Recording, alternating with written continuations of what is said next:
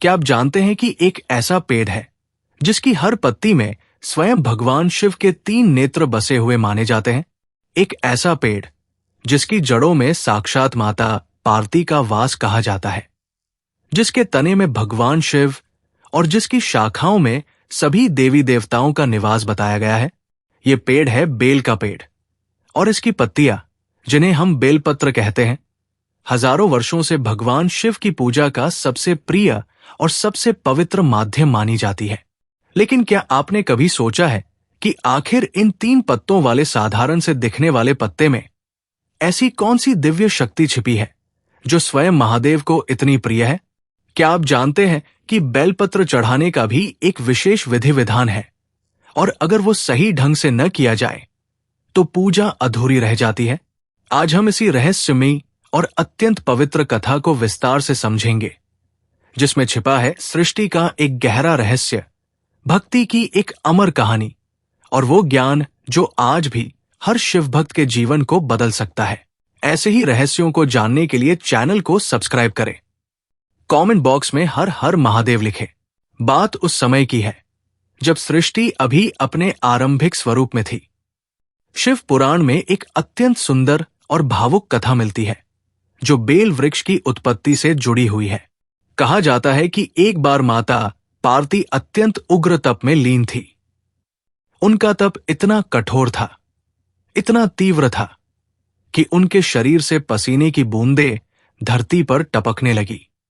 ये कोई साधारण पसीना नहीं था, ये माता पार्वती की तपस्या की ऊर्जा थी, उनकी साधना का सार था। और जब वो दिव्य बूंदें धरती को स्पर्श करने लगी तो उसी स्थान पर धीरे धीरे एक वृक्ष प्रकट हुआ। ये वृक्ष कोई साधारण वृक्ष नहीं था, बल्कि ये स्वयं माता पार्वती के तप और समर्पण का साक्षात रूप था। यही वृक्ष आगे चलकर बिल वृक्ष या बेल का पेड़ कहलाया। लेकिन यही कथा समाप्त नहीं होती।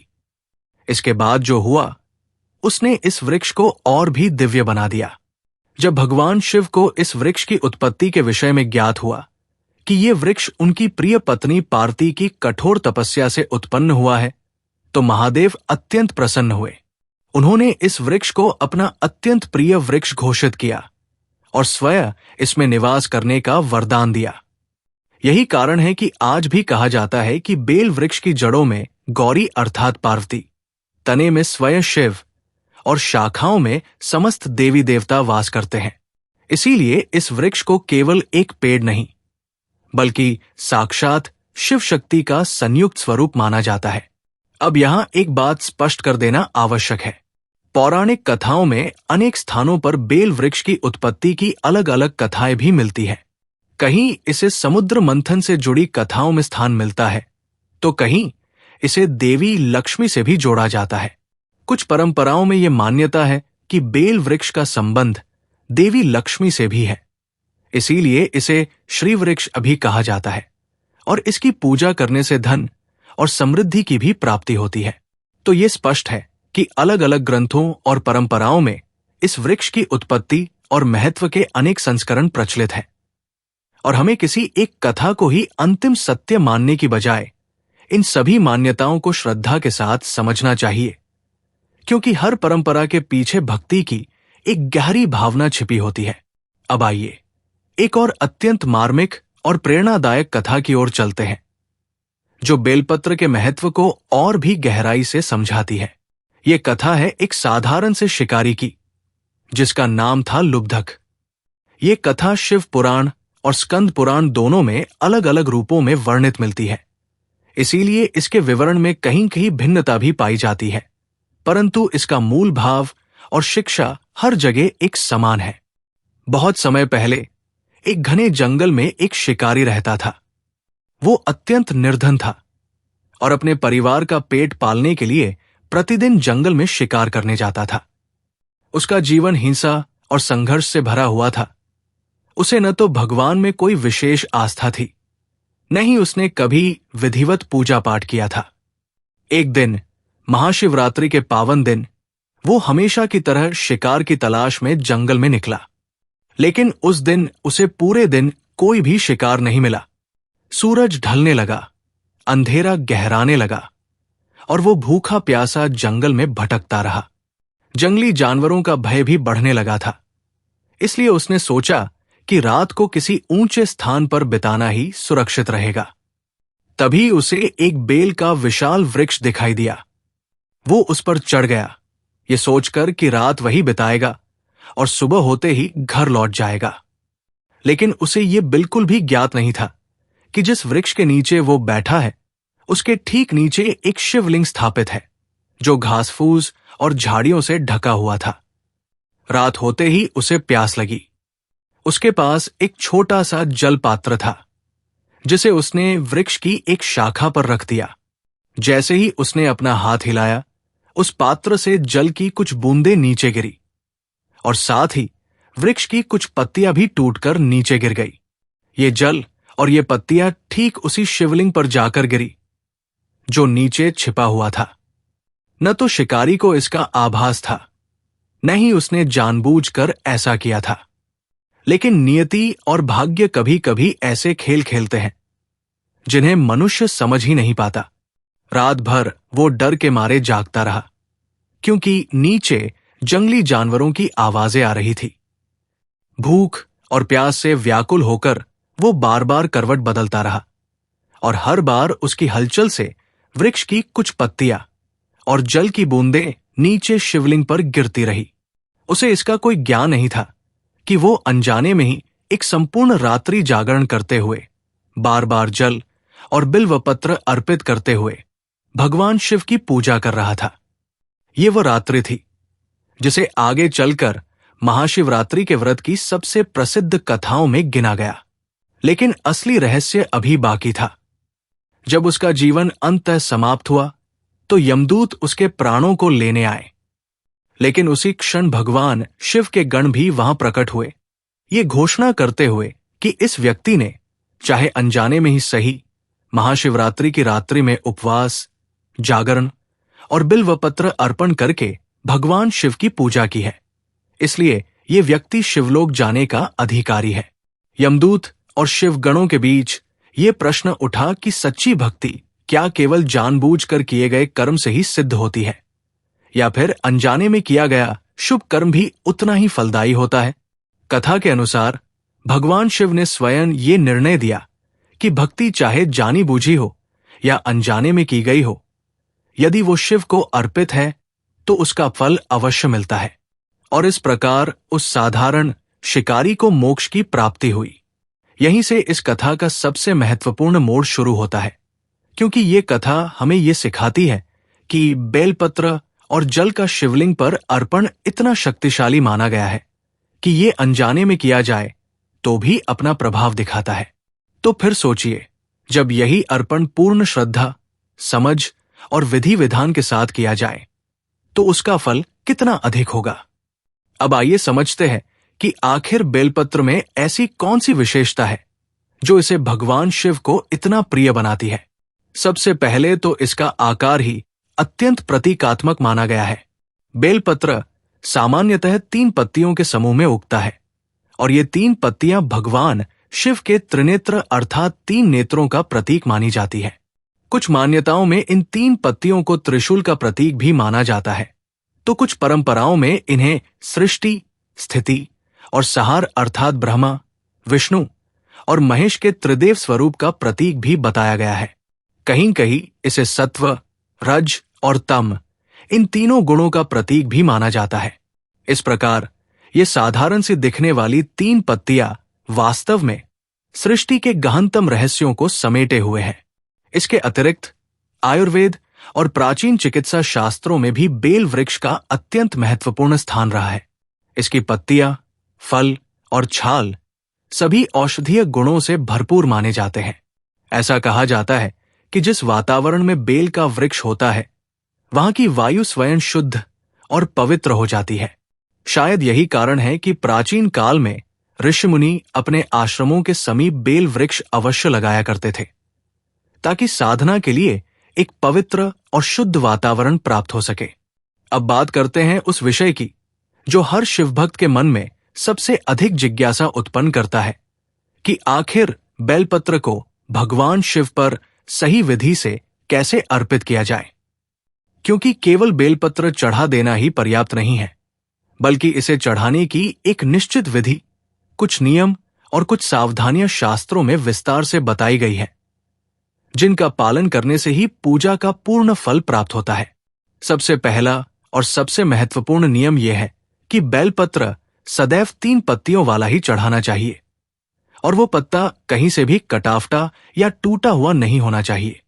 यदि पत्ता खंडित है तो शास्त्रों के अनुसार वो पूजा में स्वीकार्य नहीं माना जाता, क्योंकि खंडित वस्तु को अधूरा माना जाता है और भगवान को सदैव संपूर्ण और शुद्ध वस्तु ही अर्पित की जानी चाहिए। दूसरा महत्वपूर्ण नियम यह है कि बेलपत्र को हमेशा चिकनी सतह वाले भाग को शिवलिंग की ओर करके अर्पित करना चाहिए, अर्थात पत्ते का जो भाग चिकना और चमकदार होता है वो शिवलिंग को स्पर्श करना चाहिए, न कि खुरदुरा भाग। ऐसा माना जाता है कि इस विधि से अर्पण करने पर भगवान शिव शीघ्र प्रसन्न होते हैं। तीसरी बात यह है कि बेलपत्र को अर्पित करने से पहले उसे शुद्ध जल से अवश्य धो लेना चाहिए। कई बार पुराने या टूटे हुए बेलपत्र भी उपयोग किए जा सकते हैं। ये एक विशेष मान्यता है जो केवल बेलपत्र के संदर्भ में ही प्रचलित है। शास्त्रों में कहा गया है कि यदि नया बेलपत्र उपलब्ध न हो तो शिवलिंग पर पहले से चढ़ाए गए बेलपत्र को धोकर पुनः अर्पित किया जा सकता है, क्योंकि बेलपत्र कभी अपवित्र या अशुद्ध नहीं माना जाता। ये विशेषता अन्य किसी भी पूजा सामग्री में इतनी स्पष्टता से नहीं मिलती, और यही बेलपत्र को अन्य सभी पत्तों और फूलों से अलग और विशिष्ट बनाती है। चौथी बात, बेलपत्र चढ़ाते समय भगवान शिव के मंत्रों का उच्चारण करना अत्यंत शुभ माना जाता है। विशेष रूप से ओम नमः शिवाय मंत्र का जाप करते हुए बेलपत्र अर्पित करने से पूजा का प्रभाव कई गुना बढ़ जाता है, ऐसा शास्त्रों में वर्णित है। अब कुछ ऐसे नियम भी हैं जिनके विषय में सावधान रहना आवश्यक बताया गया है। पारंपरिक मान्यता के अनुसार चतुर्थी तिथि को बेलपत्र नहीं तोड़ना चाहिए, क्योंकि इस दिन बेलपत्र तोड़ना अशुभ माना जाता है।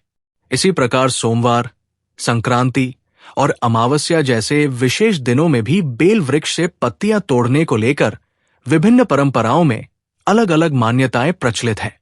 कुछ परंपराओं में यह भी कहा जाता है कि संध्या काल में और रात्रि में बेलपत्र तोड़ना उचित नहीं माना जाता।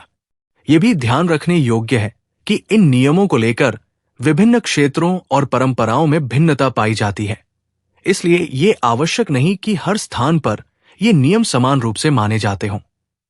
ऐसी स्थिति में सबसे उत्तम यही है कि व्यक्ति पहले से तोड़े हुए और शुद्ध बेलपत्र का उपयोग करे, जिससे किसी भी प्रकार की शंका न रहे। एक और अत्यंत रोचक और महत्वपूर्ण बात यह है कि बेलपत्र को कभी भी उल्टा करके नहीं चढ़ाना चाहिए।